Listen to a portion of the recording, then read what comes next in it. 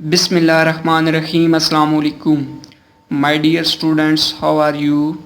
I hope that you are fine. Dear students, my name is Arslan Abad and welcome to my YouTube channel Math Forward. Students, आज हम 11th year mathematics FSC, ICS और FA के students के लिए chapter number 1 जो हम discuss कर रहे हैं वो है हमारे पास नंबर सिस्टम। एक्सरसाइज 1.3 से पहले जो एग्जाम्पल हैं उनके ऊपर हमारी डिस्कशन जारी है। आज हमारे पास एग्जाम्पल नंबर 4 है। Express the complex number 1 plus iota square root 3 in polar form. हमारे पास कहता है जी एक कम्प्लेक्स नंबर है 1 प्लस आयोटा स्क्वायर रूट 3, हमने इसे पोलर फॉर्म के अंदर हमने लिखना है। मैंने बताया था कि पोलर फॉर्म कौन सी होती है, जब भी हम किसी एलिमेंट या किसी नंबर को आर और थीटा की शक्ल में लिखेंगे तो हमारे पास वो कौन सी शेप होती है, आर और थीटा की शक्ल में जो हमारे पास होगी शेप, वो हम उसे कहेंगे पोलर फॉर्म। तो हमने जी ये हमारे पास 1 प्लस आयोटा स्क्वायर रूट 3 एक कम्प्लेक्स नंबर है, हमने इसे पोलर फॉर्म के अंदर लिखना है। तो सबसे पहले जी हम इसके सोल्यूशन में बात करते हैं।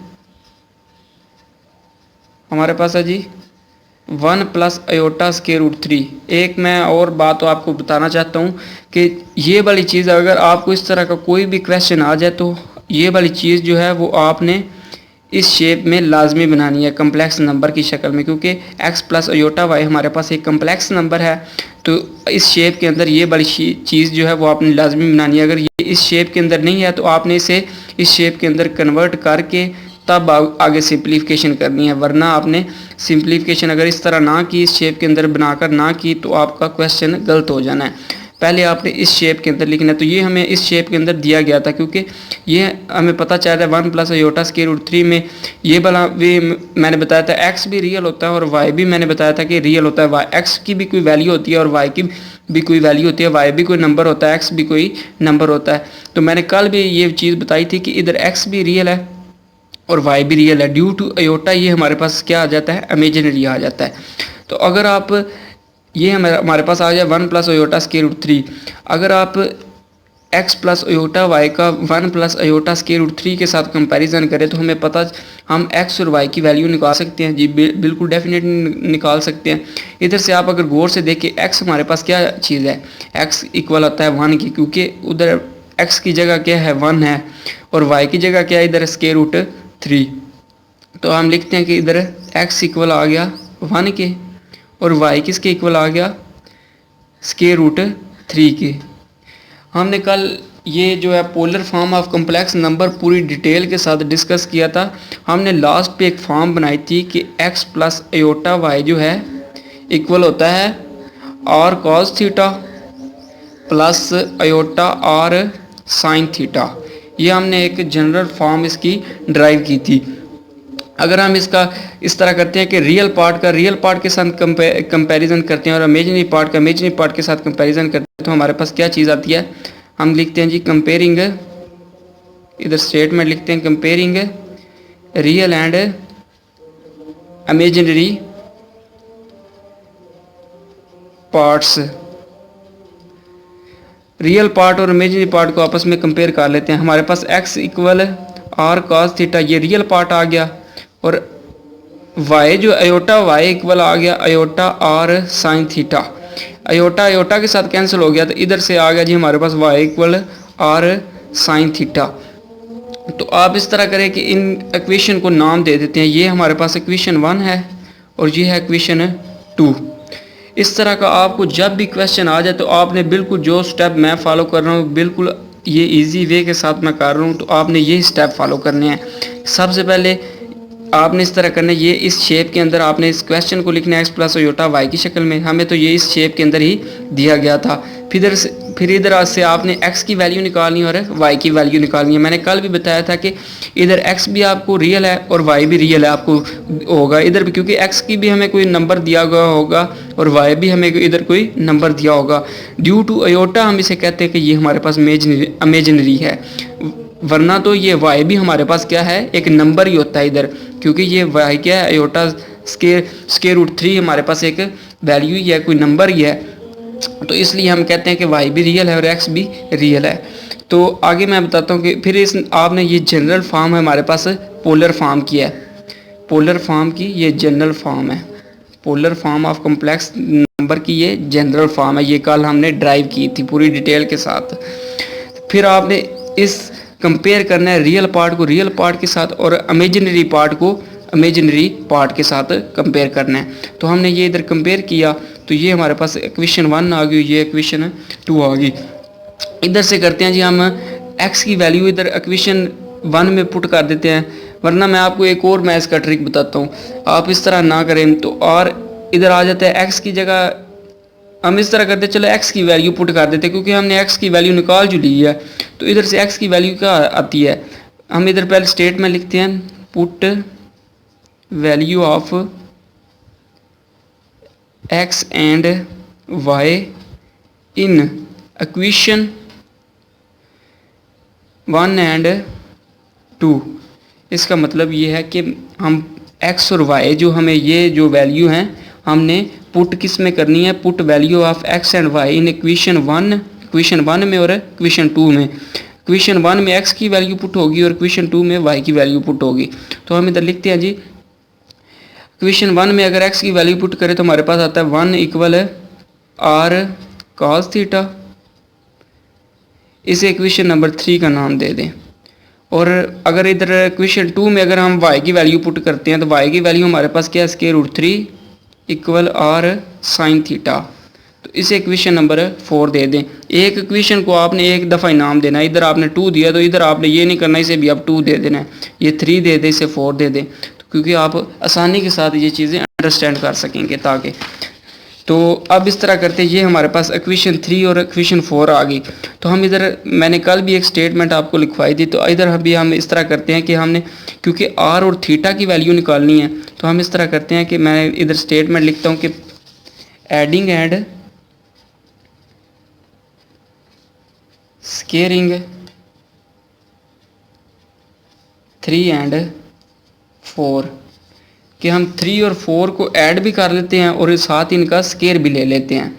तो इधर से जब हम ऊपर वाले का करते हैं स्केयर 1 का स्केयर प्लस हमने दूसरी में ऐड कर रहे हैं 3 और 4 को ऐड कर रहे हैं तो इसका स्केयर, यानी ये लेफ़्ट साइड जो है वो लेफ़्ट साइड से दोनों साइड्स पे हमने ऐड कर दी, फिर राइट साइड से हम दोनों साइड पे उसका स्केयर लेंगे फिर उन्हें ऐड करेंगे।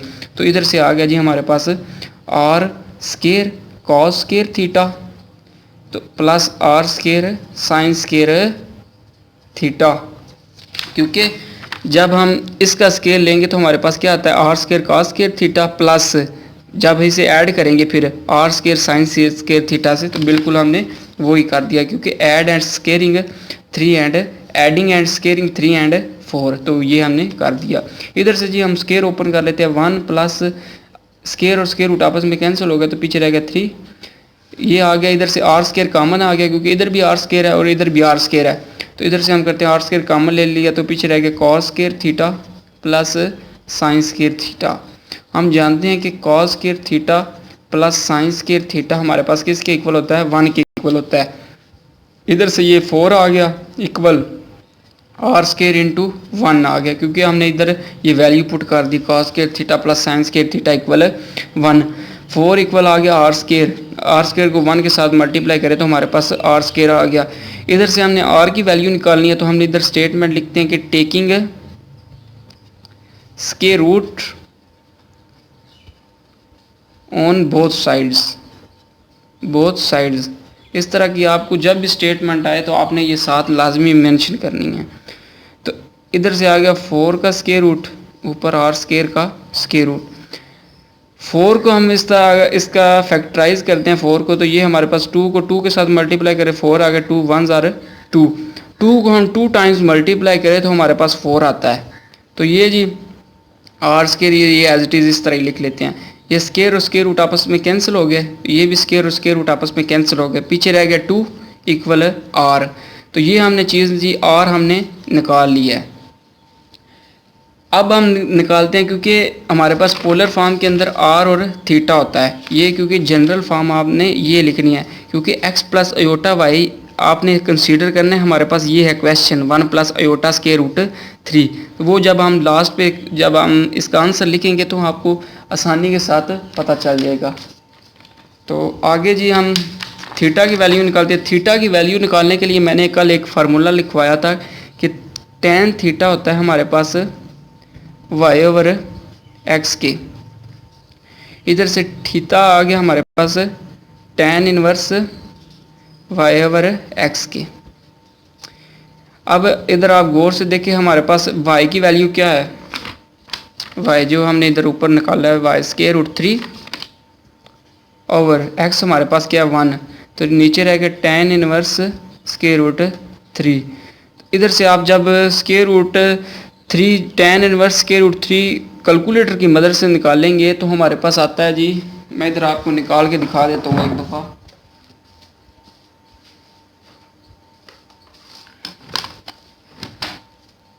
ये कैलकुलेटर है जी हमारे पास, इधर लिखते हैं जी शिफ्ट tan इनवर्स, ये हमारे पास tan इनवर्स हो गया। जब शिफ्ट और tan को दबाएंगे तो ये हमारे पास आएगा tan इनवर्स। तो इधर से हमने √3 लिखना जी, ये स्क्वायर रूट आ गया और अंदर 3 आ गया, ये हमारे पास क्या आएगा 60 डिग्री। थीटा हमारे पास क्या आ गया जी 60 डिग्री। तो ये जी हमारे पास थीटा भी आ गया। तो अब हमारे पास जनरल जो फॉर्म है वो हमें क्या दी गई है, वो हमें इधर नीचे लिख लेते हैं। जनरल फॉर्म है थीटा इक्वल हमारे पास है 60 डिग्री आ गया, तो इधर हम साथ में ही लिख देते हैं। हमारे पास जनरल फॉर्म है जी x plus iota y equal r cos theta plus iota r sine theta. ये जी हमारे पास जनरल फॉर्म है। तो इधर हमारे पास क्वेश्चन क्या दिया गया है 1 प्लस अयोटा √3 इक्वल, ये हमारे पास, क्योंकि ये वाला चीज़ मैंने बताया था कि इस चीज़ को आपने इसके साथ कंपेयर करना है, तो हम x प्लस अयोटा वाई की जगह ये लिख सकते हैं जी डेफिनेटली, क्योंकि हमें क्वेश्चन ये दिया गया 1 प्लस अयोटा √3, तो हमने इसलिए इधर x प्लस अयोटा वाई की जगह 1 प्लस अयोटा √3 लिख लिया। अब हमारे पास r क्या है जी 2, ये वाला 2 है जी, कॉज ये जी 60 डिग्री आ गया प्लस अयोटा आर फिर 2 आ गया साइन 60 डिग्री। तो ये जी हमारे पास आ गई जी जनरल। हम 1 प्लस अयोटा स्क्वायर जो है वो हमने पोलर फॉर्म के अंदर लिख दिया कि 2 cos 60 degree plus iota 2 sine 60 degree. तो ये हमने जी इसे आर और थीटा की शक्ल में लिख दिया, क्योंकि हमारे पास ये आर भी हमने निकाला और थीटा भी निकाला है। तो मैंने बताया था कि ये हमारे पास अगर एक कम्प्लेक्स नंबर है, एक कम्प्लेक्स प्लेन है सॉरी, तो ये इसमें रियल एक्सिस है और ये इमेजिनरी एक्सिस है, इमेजिनरी एक्सिस है। कम्प्लेक्स हम इसे एक्स एक्सिस भी कहते हैं और वाई एक्सिस भी कहते हैं। कम्प्लेक्स नंबर के अंदर ये हमारे पास रियल एक्सिस होगा और ये हमारे पास क्या होगा इमेजिनरी एक्सिस। जो वाई एक्सिस होगा वो हम इसे इमेजिनरी एक्सिस कहेंगे। ये हमारे पास ये आर जो है ये कम्प्लेक्स नंबर का ओरिजिन के साथ जो डिस्टेंस होता है उसे हम आर कहते हैं, क्योंकि ये हमारे पास मैंने कल ये इस तरह की राइट एंगल ट्राइंगल ड्रा की थी ना, तो ये आर जो है वो ये हम एक्स प्लस अयोटा वाई एक कम्प्लेक्स नंबर है, उसका इसके साथ जो लेंथ है या डिस्टेंस है वो हमारे पास आर होता है। और ये थीटा होता है वो प्रोजेक्शन है रियल एक्सिस के ऊपर थीटा। हम थीटा की मदद से बेसिकली थीटा का मकसद यही है कि हम थीटा की मदद से पता कर सकते हैं कि हमारा जो क्वाड्रेंट, हम किस क्वाड्रेंट के अंदर लाई कर रहे हैं। तो हमारे पास इधर थीटा क्या आया था, थीटा आया था 60 डिग्री। हम ट्रिग्नोमेट्री के अंदर ये चीज़ें सारी डिटेल के अंदर पढ़ चुके हैं कि इधर हमारे पास 0 होता है 0 डिग्री, इधर आता है π/2, इधर से जी 2 पाई, इधर से 3 π/2, इधर से फिर दोबारा 2 पाई, इधर से जी 270, मैं अगर दूसरी तरह लिखूँ डिग्री में लिखूँ तो 270 आ गया। इधर 180 डिग्री, इधर 90 डिग्री, इधर ये जी 360 डिग्री। क्योंकि हमारे पास थीटा आया जी 60 डिग्री, ये वाला जी थीटा आया 60 डिग्री, तो हमें पता चल गया जी थीटा जो है वो 0 और 90 डिग्री के दरमियान ही है। तो हम कह सकते हैं कि ये हमारा क्या है जी फर्स्ट क्वाड्रेंट के अंदर लाई कर रहा है। तो हम बेसिकली जी थीटा की मदद से हम पता करवा सकते हैं कि हम किस क्वाड्रेंट के अंदर लाई कर रहे हैं, जो हमारा एंगल है वो किस क्वाड्रेंट के अंदर लाई कर रहा है। तो ये हमारा जो एंगल है वो फर्स्ट क्वाड्रेंट के अंदर लाई कर रहा है। तो इससे ये आप ना भी करें तो ये मैंने बस आपको थोड़ी सारी एक्स्ट्रा इन्फॉर्मेशन के लिए बताया, वरना हमारा क्वेश्चन इतना ही है। आपने आगे मैं थोड़ा सा आपको इन्फॉर्मेशन के लिए बताया। तो अगर आपको वीडियो अच्छी लगती है, वीडियो को लाइक कीजिए, इसे दोस्तों के साथ ज़्यादा से ज़्यादा शेयर कीजिए। इसी दुआ के साथ मुझे दीजिए इजाज़त। अपना बहुत सारा ख्याल रखिएगा, दुआओं में याद रखिएगा। अस्सलाम वालेकुम।